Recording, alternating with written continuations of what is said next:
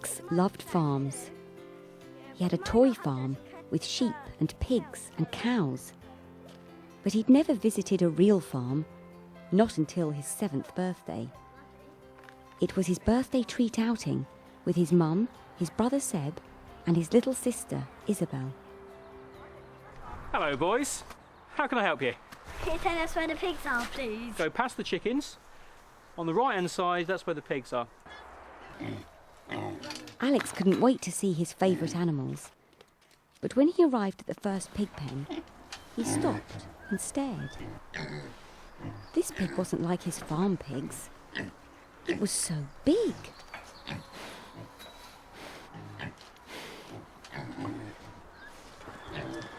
He looked at the pig. And the pig looked back at him. It wasn't smooth like his pigs. He could see that its skin was covered in hair.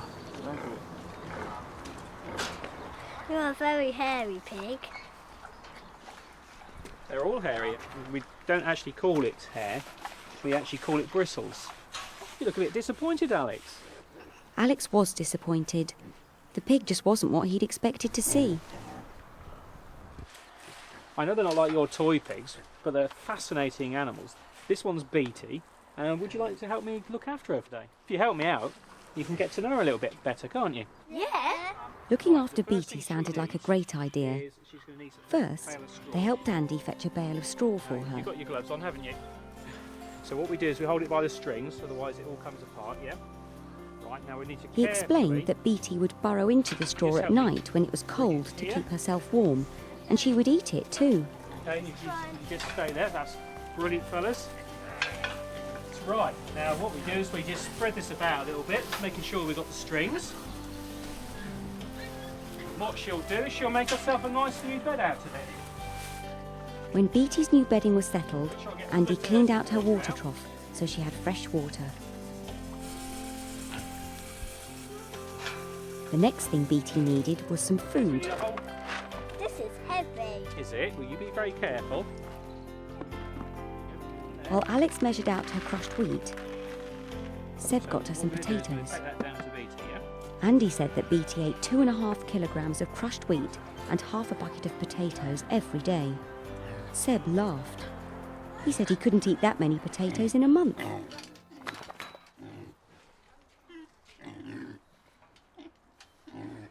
Now, as you can see, Beatty's waiting for her breakfast. So what we do, rather than going in there, we just put it down here. As you can see, she gobbles it up straight away. It sounds like she's drinking water. While Beatty was eating her wheat, Andy hid her potatoes in her bedding. Give me the potatoes there. He said that finding them would give her something to do. Alex watched Beatty as she ate. He could see how she used her tongue to scoop the wheat pellets into her mouth.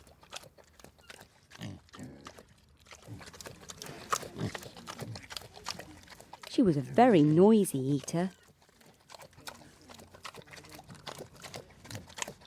As she walked around the pen finding her food, Alex noticed her feet.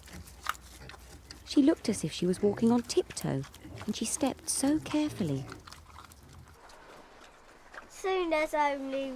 Soon she'll be eating her dessert, potatoes.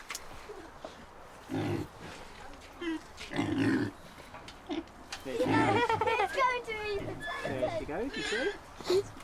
Doesn't take long, does it? Beatty soon found her potatoes. Her big floppy ears were covering her eyes, so she couldn't see the potatoes very well. Alex watched her using her snout to dig into the straw. I know what she's doing, he thought. She's finding them by smelling them.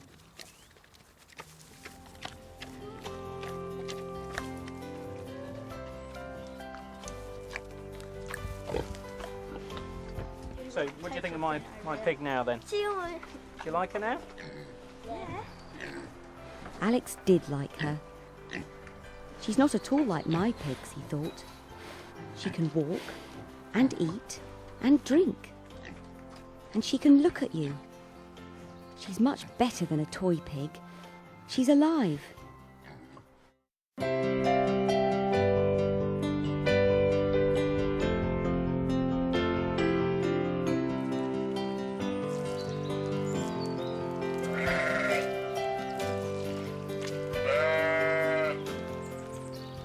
It was spring. At the farm, Alex and Seb were helping Andy weigh the new lambs. We're going to carefully put it in. If I just take this off, and what I need to do is carefully put him into the sack. Now he'll probably make a noise because he doesn't want to go into the sack. The lamb. It's Mummy's behind you. That's right. Now he wants to know what I'm doing with this little baby, so she's being very protective. If you were put into a sack, your mum would want to know why you were being put in there, wouldn't she? So be careful you put it into the sack. And we've got to make certain that it goes hooked securely onto this balance here. Now The lamb was just 2 weeks old and it weighed nearly 4 kilograms. So if we hook it out, carefully take him away, show him to his mummy. There you go. There you go. And that's our little lamb weighed. Is anybody here would like to actually hold this little lamb? Yes, please. Here you are then. Right, so do you want to move just a little bit further forward on that bale?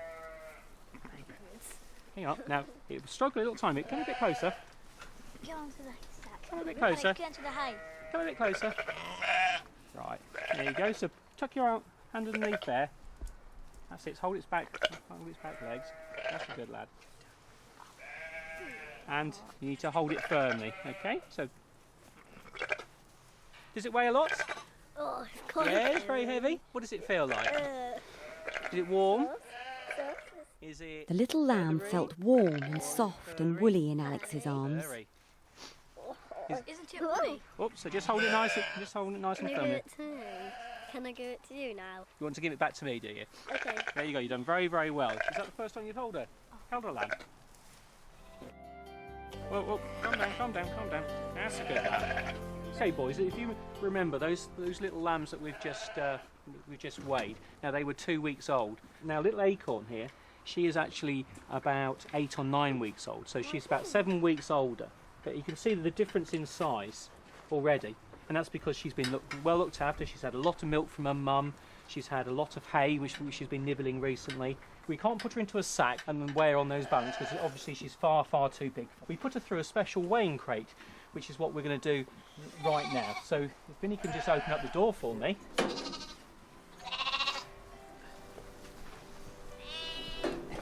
Acorn was 8 weeks old and she weighed nearly 25 kilograms. Alex was amazed. He weighed 20 kilograms. Acorn weighed more than he did, and he was 7 years old. Andy explained that lambs grow a lot faster than humans do. When all the older lambs were weighed, Andy let them back into the pen with their mums. As Alex looked at the lambs, he began to notice something. They all looked slightly different. He couldn't see two that were exactly the same.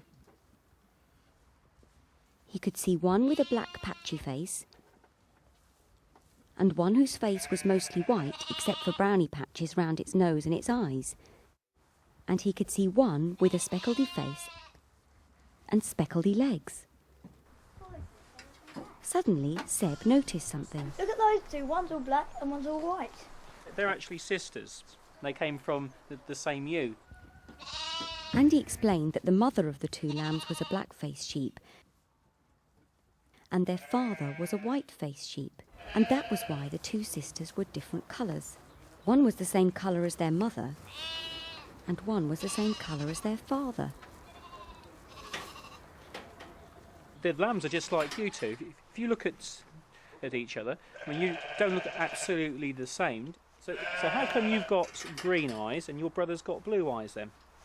Well, my mum's got blue eyes and our dad's got green eyes.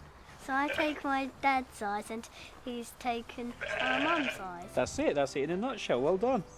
That's a brown one. Okay, what about that one? As Alex fed the lambs, he thought, in some ways you're very different to me. But like Andy says, in some ways we're just the same.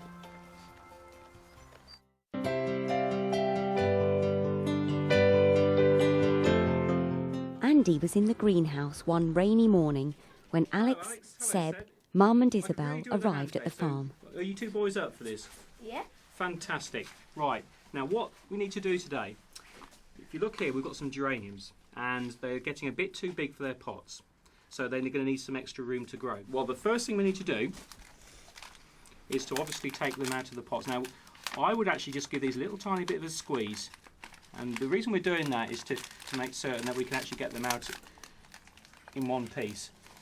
Give them a bit of a tap and they should all fall out quite nice. Now what we need to do is we need to try and have a look at the plants. Andy told them to check that the plants had lots of roots. So what we're going to do is we're going to take these small geraniums and put them into these bigger pots so they've got much more space to grow. Okay. Take a little bit. Then he showed them how much compost to put in the bottom of the pots. Just tap it down like that. Okay. Now what we do is we get hold of a nice healthy geranium. We put it into the pot centrally like that, and then we get a little bit of compost, put it around the outside. Using your fingers, give it a press down. Finish it off, give it a nice little tap just to make sure it's level. What do they need at the very, very end, do you think? Water. Fantastic. So do you know what to do then, guys? While Andy took Mum and Isabel to see the plants in the next greenhouse, Alex and Seb set to work. Compost first. They tried hard to follow Andy's instructions. I just need a little dribble. That's enough. Is that enough? Yes, that's enough already. Now put the plant in carefully. Planting wasn't very easy at first.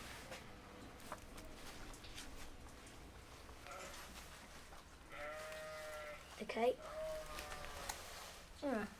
Oh, there's some roots above the ground. We're careful to make sure that the roots are below the compost, otherwise they won't grow properly. Yeah. Remember, if it's leaning, find where it's leaning and support it. That's what I'm doing. I'm supporting the stalk. There. I think that's enough.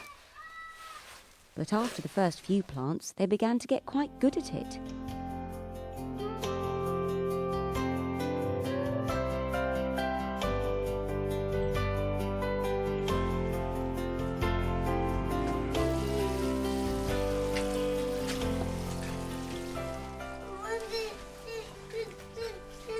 Oh, well done, boys. You've done an absolutely fantastic job there. Choose one each. Make certain that you keep it watered, put it in a place where it's going to get enough light, and hopefully in a few weeks' time, a few months' time, you'll get a plant that looks just as nice as one of the ones over there. And because they did look after the plants, as Andy said, that's exactly what happened.